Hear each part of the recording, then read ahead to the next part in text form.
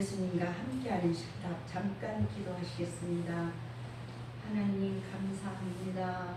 오늘 이렇게 생명의 말씀으로 거룩한 예배 불러주신 우리 아버지 하나님, 말씀으로 우리의 영혼을 강건하게 하시옵고 구원의 길로 인도하셨음을 감사를 드립니다. 오늘 이 시간 생명의 말씀으로 영혼이 배부르게 하여 주시옵소서. 낙심한 영혼들이 소망 중에 일어나게 하시옵고 줄인 영혼들이 하늘의 양식으로 배를 불리게 하여 주시옵소서. 주님께서 정하신 이날 안식의 복을 허락하여 주실 줄 믿으며 우리 구주 예수 그리스도의 이름 받들어 감사하며 기도하옵나이다. 아멘. 네, 반갑습니다. 잘 지내셨지요? 아멘. 네, 이렇게 어렵고 힘들어서 정말 다 포기하고 싶을 때 여러분 있어 보셨지요? 하나님이 함께 하십니다. 그 하나님이 함께 하신다는 증포를 보여주시기 있지 않습니까? 여러분들 그거 맛보셨습니까? 그것을 우연이라고 생각하지 말고 하나님의 손길을 믿고 감사하며 더 힘을 내야 할 것입니다. 힘내십시오. 예수님은 유월절 앞에 두고 제자들과 이렇게 함께 식사를 하셨습니다. 예수님 떡과 잔을 갖고 당신의 몸과 피로써 새 언약의 상징임을 가르치셨습니다. 예수님은 비록 제자에 의해서 이제 팔려가겠지만은 섬김의 사역을 위해 오셨으므로 제자들에게도 섬김의 모범을 보여주실 것입니다. 예수께서는 마지막 만찬의 자리를 마련하셨습니다. 이것이 오늘 교회의 성찬의 기원이 됐습니다. 예수님은 제자들과 함께 식사하시면서 당신의 존재와 사역을 가르치셨습니다. 예수님은 가르침에 능한 분이십니다. 예수님은 언제 어떤 상황에서든지 제자들이나 사람들을 가르칠 수 있었습니다. 예수님은 가르쳐야 할 때를 정확히 알고 계시고 언제든지 가르칠 준비를 하고 계셨습니다. 마태복음 5장을 보면 예수님이 산 위에 올라 앉으셨다고 합니다. 이는 가르칠 준비를 하고 있음을 그러니까 제자들에게 알리신 것이었습니다. 제자들은 가르칠 준비가 된 예수님을 보고 예수님 앞에 나왔습니다. 예수님 산 위에서 8가지 복을 가르치셨습니다. 후대 신앙인들은 예수님께서 말씀하신 산 위에 그러니까 서의 그 산 위에서의 위대한 가르침을 묵상하며 그 말씀의 의미를 곱씹고 실천합니다. 예수님은 당신이 비난을 받을 때도 사람들을 가르치셨습니다. 예수님이 베데스다 연못에서 38년 된 병자를 고치셨습니다. 그날이 안식일이었는데 유대인들이 안식일 규정을 들어서 예수님을 그러니까 핍박하기 시작하였습니다. 이때 예수님은 내 아버지께서 이제까지 일하시니 나도 일한다라고 요한복음 5장 17절에 말씀을 하십니다. 예수께서 나오면 문제가 해결된다고 말씀하고 있습니다. 그분은 우리가 안고 있는 모든 문제들 근원적으로 치료하십니다. 우리도 가난하고 이렇게 신체적인 고통에서 시달리는 이웃들을 관심 있게 보면서 주의 사랑으로 그러니까 도와줘야 합니다. 이 말씀은 예수님이 아버지와의 일체성을 가르치신 것이었습니다. 오늘 본문은 제자들과 함께 식사하는 장면입니다.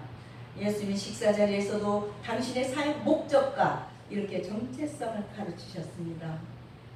사실 예수님은 고난을 앞에 두고 제자들에게 희생의 사역과 하나님의 목적을 가르치려고 일부러 그러니까 식사 자리를 만드셨습니다.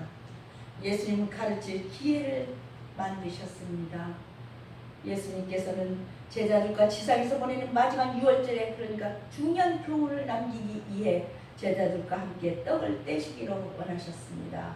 제가 우리 교회에 오면은 추억 만들어주면서 일을 하잖아요. 이것은 예수님의 입장에서는 고난의 준비요 미래의 구원을 예표하는 중요한 모임이었습니다. 이 같은 유월절이 하나님 나라에서 다시 이루어질 때 영광 가운데 축가의 떡과 기쁨의 그러니까 기쁨을 잔을 들게 될 것입니다. 오늘 예수님과 함께하는 식탁 거룩한 식사가 어떻게 이루어지는데 말씀으로서 보겠습니다. 첫째로 유월절 식사 자리에 앉으신 예수님. 유월절 이르자 예수님 그날의 거룩한 식사를 예비하도록 당신의 제자들에게 지시하셨습니다. 즉 하나님이 인도하시는 섭리에 의지하여서 나아가 필요한 것들을 준비하라고, 그 식탁에 필요한 것들을 준비하라고 명령하셨습니다. 이에 제자들은 아무런 의심도 없이 주님께서 명령하신 것을 신속히 이해했다고 13절 기록하고 있습니다. 이처럼 정녕 그리스도의 말씀에 의지해 나아가는 사람은 결코 실망하지 않을 것입니다. 왜냐하면 예수님께서는 명령하실 뿐만 아니라 그 명하신 바를 친히 이루시는 전능하신 하나님이시기 때문입니다. 한편 제자들의 의심 없는 그리고 신속한 순종은, 그러니까 주님이 명하신 유월절 모든 식사 준비를 완전히 마칠 수 있게 했습니다. 이처럼 주님의 말씀 위에 자신의 전 의지를 올려놓은 일이야말로 신비한 기적을 각자의 살면서 창출해 낼 수 있는 지름길입니다. 진정 하나님께서는 순종이 제사보다 훨씬 값어치가 있는 것이라고 사무엘상 15장 22절 말씀하십니다. 사무엘이 이르되 여호와께서 번제와 다른 제사를 그의 목소리를 청종하는 것은 좋아하신 같이 좋아하시겠나이까. 순종이 제사보다 낫고 듣는 것이 순양의 기름보다 나으니 라고 했습니다. 하나님이 사람은 분량밖에, 그러니까 예수 믿는 하나님의 사람은 분량밖에 자랑을 하지 않고 자기를 낮추는 겸손한 사람입니다. 떡을 가져 감사기도 하시고 이것은 너희를 위하여 주는 내 몸이라 너희가 이를 향하여 기념하라고 하시고 저녁 먹은 후에 잔도 그와 같이 하여 이 잔은 내 피로 세우는 새 언약이라고 하셨습니다. 예수님의 대속의 죽음은 유대 민족에게 구원을 가져다 주었던, 그러니까 유월절의 의미를 넘어선 것이었습니다. 주님은 자기의 피와 살로 인류 구원을 실증하는 이런 성만찬을 친히 구현하셨습니다. 예수님은 당신의 때가 이름을 하시고 제자들에게 함께 식사기에 이렇게 앉으셨습니다. 예수님의 때는 고난을 받을 때였습니다. 아버지가 예정하신 구원을 위해 희생하기 전이었다는 것입니다. 예수님은 당신이 고난 겪을 것을 아셨으므로 제자들에게 당신의 고난과 희생의 목적이 무엇인지를 가르치셔야 했습니다. 예수님이 어떤 분인지, 예수님이 떠난 뒤에 제자들이 무엇을 어떻게 해야 하는지를 가르치셔야 했습니다. 예수님은 제자들에게 함께 식사를 원하고 또 원하셨습니다. 예수님은 지금 제자들과 함께 식사하시지만 앞으로는 함께 식사할 기회가 없음을 아셨습니다. 먹는 일에도 목적이 있습니다. 먹거리가 부족한 지역에서는 그러니까 단순히 배가 고픔으로 먹을 수가 있습니다. 그러나 원시 부족이 사냥을 한 뒤 부족 전체와 함께 식사하면서 부족의 유대감과 공동체성을 확인하기도 합니다. 막 모여서 식사죠. 세상 사람 중에는 함께 식사하는 목적을 다양하게 만듭니다. 친구가 좋아서 친구와 함께 친분을 확인하기에 먹기도 합니다. 밥 한 번 먹자 그러잖아요. 혹은 사업을 확장하고 또 막 계획을 따내기에 음식을 대접할 수도 있습니다. 때로는 중요한 돈벌이 정보를 얻고자 돈을 내고 또 어떻게 해요? 투자자와 식사를 하기도 합니다. 우리 예수님의 식사 목적은 이런 세속적인 그런 내용이 아닙니다. 당신을 제자들에게 바르게 알려주시려는 것이었습니다.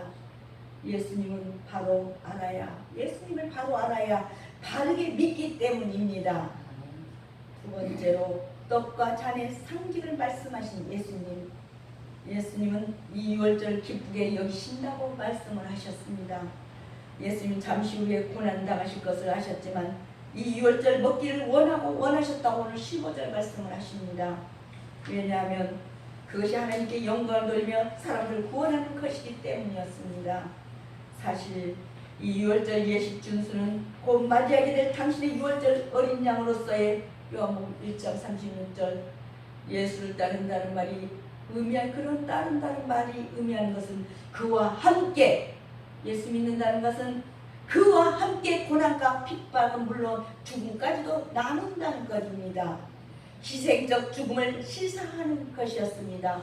한 영혼을 귀히 여겨 주님께 인도하는 일에 그러니까 힘쓰라는 것입니다. 따라서 이 일을 통해서 인류 구원을 위한 하나님의 거룩한 계획을 완성할 수 있으셨으며 더 나아가 하나님께 영광 돌릴 수 있으셨던 것입니다.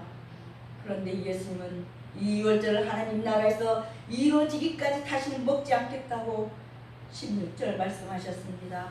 이루어질 때 영광 가운데 축하의 떡과 기쁨의 잔을 들게 될 것입니다. 이것은 예수님이 이런 지상에서의 유월절을 폐지하시고 대신 하나님 나라에서의 유월절 잔치를 그러니까 배설하실 것을 의미합니다. 사실 유월절 잔치의 핵심은 바로 어린 양이었습니다. 그 어린 양은 곧 인류 대속을 위해 희생 나가신 예수를 그러니까 표현하는 것입니다. 요한복음 1장 20절은 요한은 예배를 받으실 분으로서 그들 가운데 계시다고 말을 했습니다. 실로 요한의 사역을 이 예수를 그 요한의 사역은 그러니까 이 예수님을 이스라엘에 소개하고 그가 누구인지를 증거하는 것이었습니다. 그런데 예수의 십자가 이 상에서의 죽음으로 더 이상 유월절 희생양이 필요하지 않게 되었습니다. 하나님 나라는 곧 유월절 희생양 대신 예수님의 대속의 은혜로 구원 얻는 자들이 들어가는 곳입니다. 따라서 그곳에서의 기쁨의 잔치는 바로 이 땅의 유월절 잔치의 완성이요 성취라 할 것입니다. 그러므로 이제 더 이상 땅에서 유월절 식사가 필요치 않게 된 것입니다. 여러분은 과연 이 같은 진리를 어떻게 받아들고 있으신지요? 그리고 그리스도와 함께 먹게 될 하늘나라의 유월절 잔치에 참석하기 위해서 어떤 준비를 하고 있는지 말입니다. 주님과 얼굴을 마주하고 한상에서 태연히 성찬을 나누기까지 하면서 스승을 배반한 유다에게서 우리는 그의 이 가증함이 얼마나 컸는가를 보게 됩니다. 인자는 작정된 대로 죽을 수밖에 없으나 배신한 자에게는 화가 있다고 하신 말씀 속에서 주님의 그 비탄한 마음을 읽을 수가 있습니다. 그는 차라리 나지 않았더라면 제게 좋았더라고 말씀하고 있습니다. 제후의 만찬은 새 언약을 실현하는 계약 체결의 식사였습니다. 예수님이 먼저 잔을 받고 감사 기도를 하신 후 제자들에게 말씀하셨습니다. 이것을 갖다가 너희에게 나누라. 식사에서 가장 먼저 할 일은 감사 기도입니다. 그런데 제자들이 나눌 때 예수님이 무엇인가 이상한 말씀을 하십니다. 예수님은 하나님의 나라에서 이루기까지 포도나무에서 난 것을 다시 마시지 않겠다고 하십니다. 아마도 곧 십자가에 달리실 것으로 그러니까 십자가에 달리실 것이므로 지금의 식사가 잔을 받을 만한 그런 마지막임을 언급하시는 듯합니다. 예수님은 제자들에게 당신의 사역이 이렇게 마지막에 이르렀음을 암시하십니다. 예수님은 떡을 가져다가 감사 기도를 하시고 제자들에게 떼어주며 말씀하셨습니다. 이것은 너희를 위하여 주는 내 몸이라. 예수님은 나눠주시는 떡이 당신의 몸을 상징함을 알려주셨습니다. 제자들은 단순히 떡을 먹는 것이 아니라 그러니까 예수님의 살을 먹는 것입니다. 이것은 매우 상징적인 행위입니다. 제자들은 예수님의 삶에서 이렇게 매우 중요한 사랑의 대상이고 동역자들입니다. 예수님은 제자들에게 이를 행하여 당신을 기념하라고 하십니다. 또 저녁을 잡수신 후에는 잔을 갖고 감사 기도를 하시고는 제자들에게 나눠주며 또 말씀을 하십니다. 이 잔은 내 피로 세우는 새 언약이니 곧 너희를 위하여 붓는 것이라. 예수님 잔을 가리켜 당신의 피로 세우는 언약이라고 하셨습니다. 그 피는 사람의 구원을 위한 희생과 언약을 성취한 피입니다. 세 번째로 제자에 의해 팔릴지를 아신 예수님, 자기가 믿는 사람에게 팔린다는 것을 생각해 보셨습니까? 성만찬은 우리를 구원하시기 위해 죽으신 그리스도를 기념하는 의식입니다. 마태복음 26장 28절에도 그들이 먹을 때 예수께서 떡을 가지사 축복하시고 떼어 제자들에게 주시며 이르시되 받아 먹으라. 이것은 내 몸이라. 또 잔을 가지사 감사기도 하시고 그들에게 주시며 이르시되 너희가 다 이것을 마시리니 이것은 제3을 얻게 하려고 많은 사람이 위하여 흘리는 바 나의 피 곧 언약의 피니라고 했습니다. 성만찬에서 우리는 이렇게 주님의 죽으심을 떡과 포도주라는 특별한 방법으로 기념하고 있습니다. 이 떡은 우리를 위해 희생 제물이 되신 주님의 몸을 상징하는 떡입니다. 그러니까 최후의 만찬은 고통을 당한 영광, 대속의 피를 통한 그러니까 자유가 있다는 뜻입니다. 이렇게 주님의 몸을 상징하는 떡이라고 고린도전서 11장 24절은 축사하시고 떼어 이르시되 이것은 너희를 위하는 내 몸이니 이것을 향하여 나를 기념하라 하시고 예수님이 그의 십자가를 믿는 사람을 누구에게나 그의 십자가를 믿는 사람 누구에게나 생명을 주심은 성만찬 예식을 통해서 체험할 수 있습니다.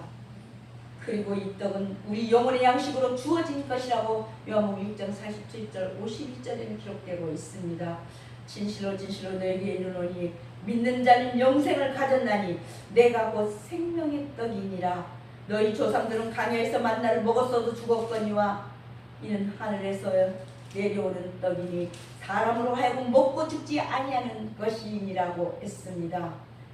떡을 떼는 것보다 우리의 영혼을 성장시키거나 만족시킬 수 있는 것은 없을 것입니다. 나는 하늘에서 내려온 살아있는 떡이니 사람이 이 떡을 먹으면 영생하리라. 내가 줄 떡은 곧 세상의 생명을 위한 내 살이니라 하시니라.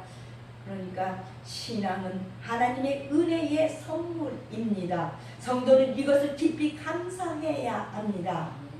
그러니까 우리의 영혼을 성장시키거나 만족시킬 수 있는 것은 없습니다. 다른 것으로는. 그리고 주께서 친히 제정하신 이 성찬식에서 우리는 우리의 죄를 대속하신 주님의 보혈을 상징하는 포도주에 참여합니다.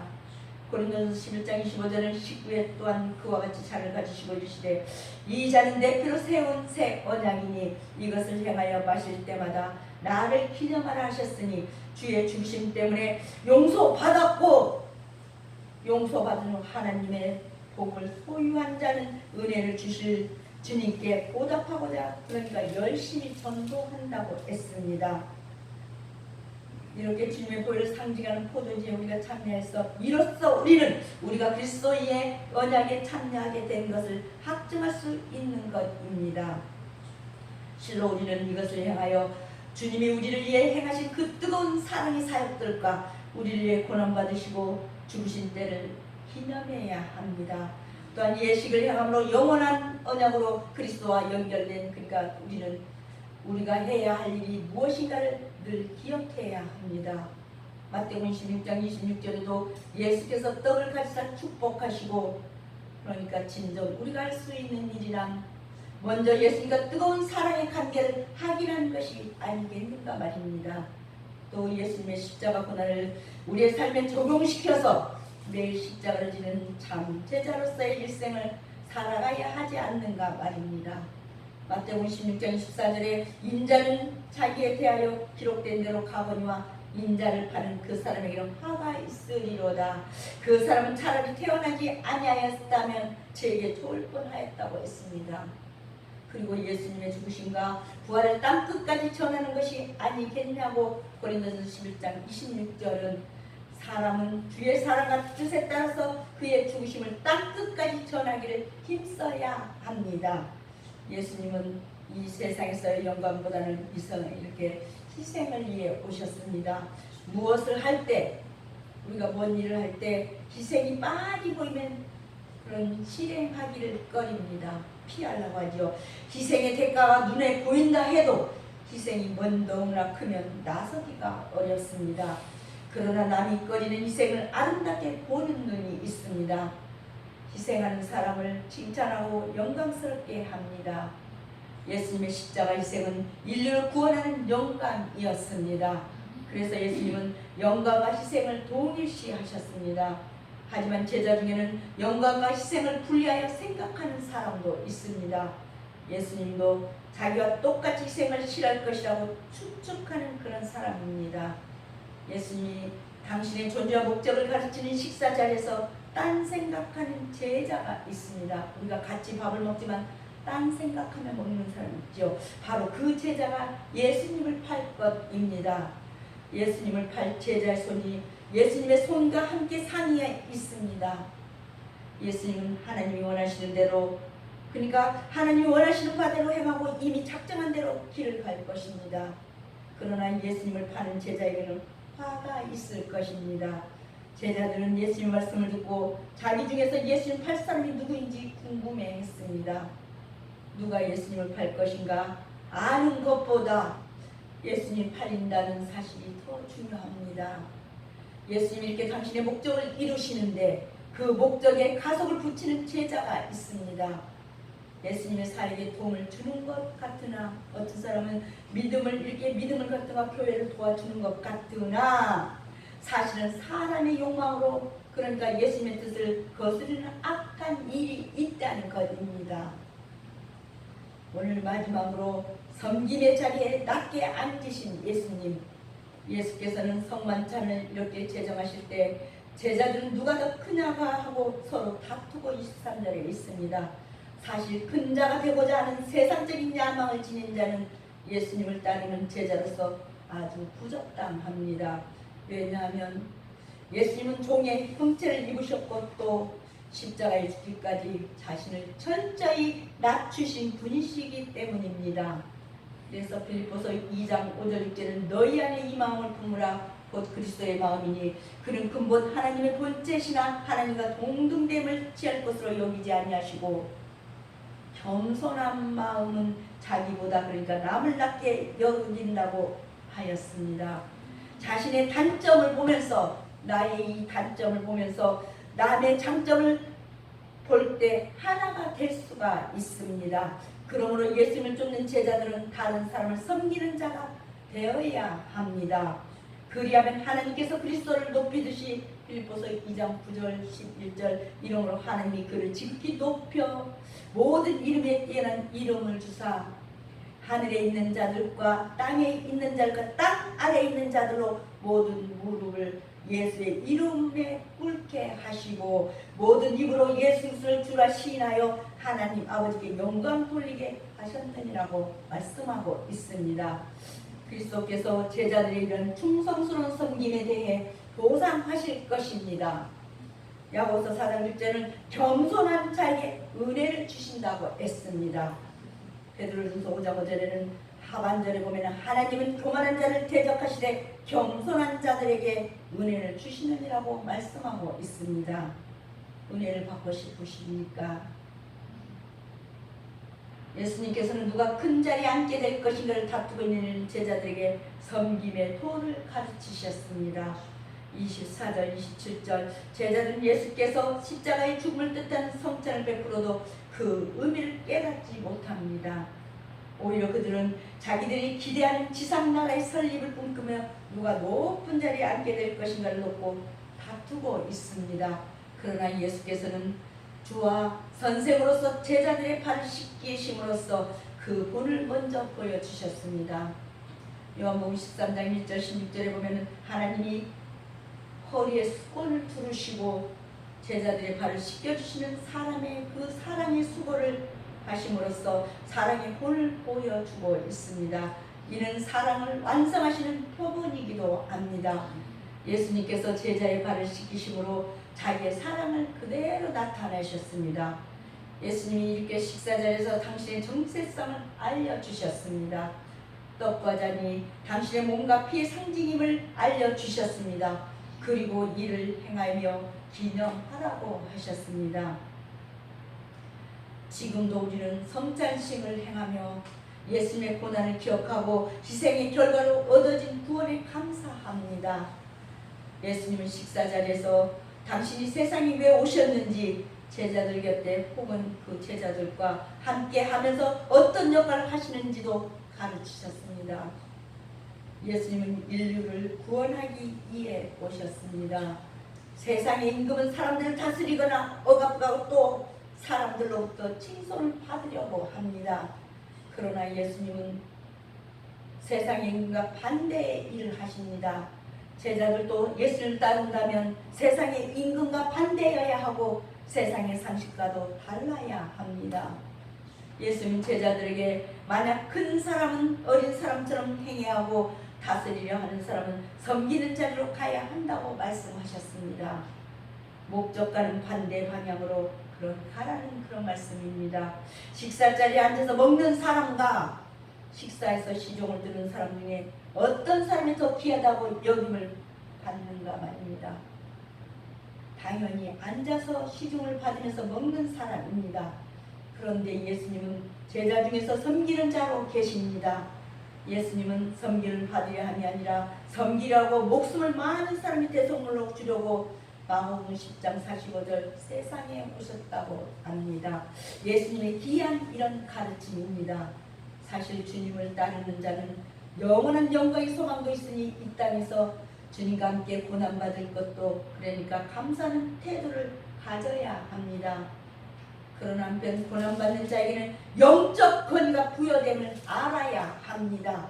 성도는 겸손과 봉사를 통해 존귀하게 됩니다.